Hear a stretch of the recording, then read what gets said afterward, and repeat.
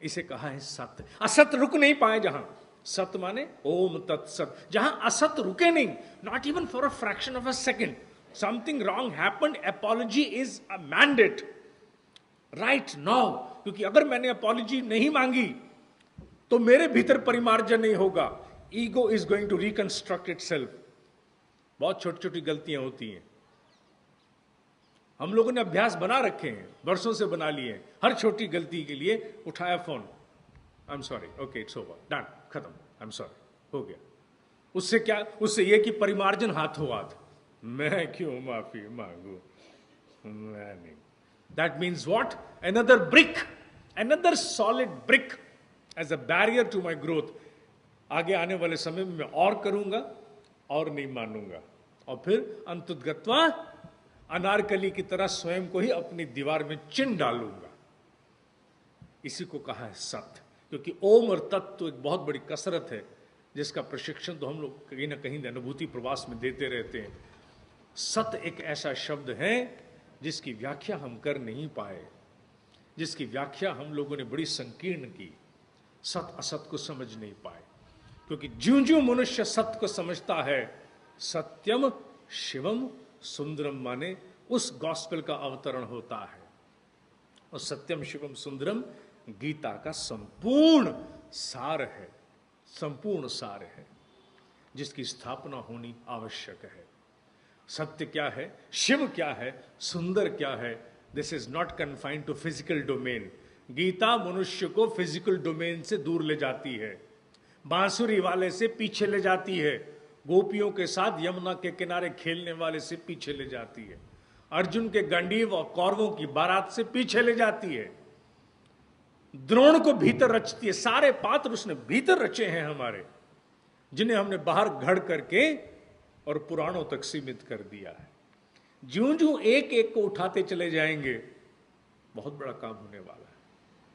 Chapter 14 and 17, इस पर आने वाले समय में सृजन के मंच से बहुत बड़ी ऊर्जा को हम आगे ले जाने वाले हैं। मन, वाणी और काया के माध्यम से किस प्रकार ऐसे सतोगुणी कार्य हों। सतोगुणी बनना जरूरी क्यों है, क्या है सतोगुणी बनने में, कौन सा पुण्य मिल जाता है। सतोगुणी बनने में सबसे बड़ा पुण्य एक ही है कि मनुष्य क्रिएटिव इंटेलिजेंस की फैक्ट्री बन जाता है, मनुष्य ऑर्गेनाइजेशनल बिल्डिंग का एक बहुत बड़ा चेंज एजेंट बन जाता है, मनुष्य इस पूरी सृष्टि में अपने कंट्रीब्यूटरी रोल को प्रतिपल एक्सरसाइज करता है, मनुष्य ऐसा बन जाता है जिसे किसी के साथ चूहा दौड़ की आवश्यकता नहीं पड़ती, हर घड़ी लंबी लकीर खींचता है। इसलिए सतोगुणी बनना आवश्यक है। जो सतोगुणी नहीं है वो सीमित से दायरे में ही दौड़ता भागता और सिर फोड़ता है, एक जीवन नहीं, जन्म दर जन्म। गीता मनुष्य को आभास कराती है कि ईश्वर का स्वरूप क्या है, ईश्वर की हमसे दूरी कितनी है। सर्वज्ञ, सर्वव्यापक, अनादि, बहुत कई शब्दों में इसका उन्होंने उल्लेख किया है, लेकिन ये सारे शब्द एक ही बात की और संकेत करते हैं। वो क्या, वो ये कि वो ईश्वर जिसके लिए इतनी सारी कवायतें, इतने बड़े बजट्स हैं पूरी दुनिया में, he is at no distance from us, उसकी दूरी हमसे है ही नहीं, वो जीवंत रूप में भीतर अवस्थित है।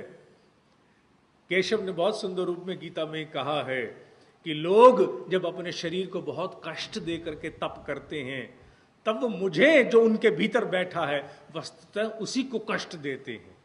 क्या क्या बात कही। ये भी कहता है केशव, इस दुनिया में मुझे देखना है, मेरे दर्शन करने हैं, तो हर प्रतिभाशाली की प्रतिभा मैं हूं, मैं ही हूं जो व्यक्त होता है। और क्या आकार दे वो, सर्वज्ञ, सर्वव्यापक, अनादि, इससे अधिक और उसकी कोई व्याख्या हो नहीं सकती है। जब मनुष्य इन छोटे छोटे शब्दों को एक्सपीरियंस करना शुरू करता है, अनुभव में लाना शुरू करता है, बोलता नहीं है, बोलते हुए तो बहुत दिन हो गए, त्रिगुणातीतम त्रिगुण रहितम, ये बहुत दिनों से बोला, but when did we experience it? The moment you experience, there is enshowerment of bliss. उस घड़ी भीतर बहुत कुछ आता है, जो जीवन को सहज करता है, जीवन के लिए बहुत बड़े बड़े नए मार्ग प्रशस्त करता है। ईश्वर से प्रार्थना है कि अगर इस जीवन को वो सार्थक करना चाहता है, सृजन अभियान के माध्यम से कुछ श्रेष्ठ कराना चाहता है, तो परमात्मा हमें श्रीमद् भगवद गीता के उस प्रकाश को परिलक्षित करने के लिए, कार्य करने के लिए प्रेरित करे और ज्ञान दे, संदर्भित ज्ञान दे, जिससे इस मैनुअल ऑफ एनेबलमेंट को हम लोगों के सामने प्रस्तुत कर सकें। क्योंकि समय आ गया है इसे धर्म से इतर करना है। अगर हम चाहते हैं योगिक साइकोलॉजी का द्वार खुले, तो इसे हमें बाहर निकालना होगा।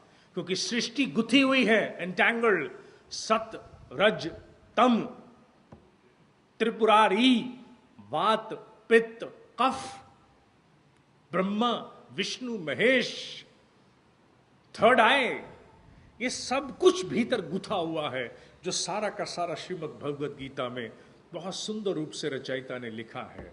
मुझे नहीं लगता व्यास कोई एक व्यक्ति रहा होगा, मुझे नहीं लगता।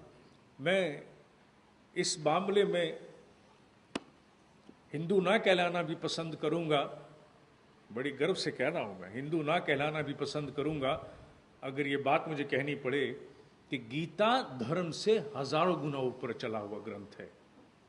ना तो वो पात्रों तक सीमित है और ना वो किसी एक रचयिता की रचना है।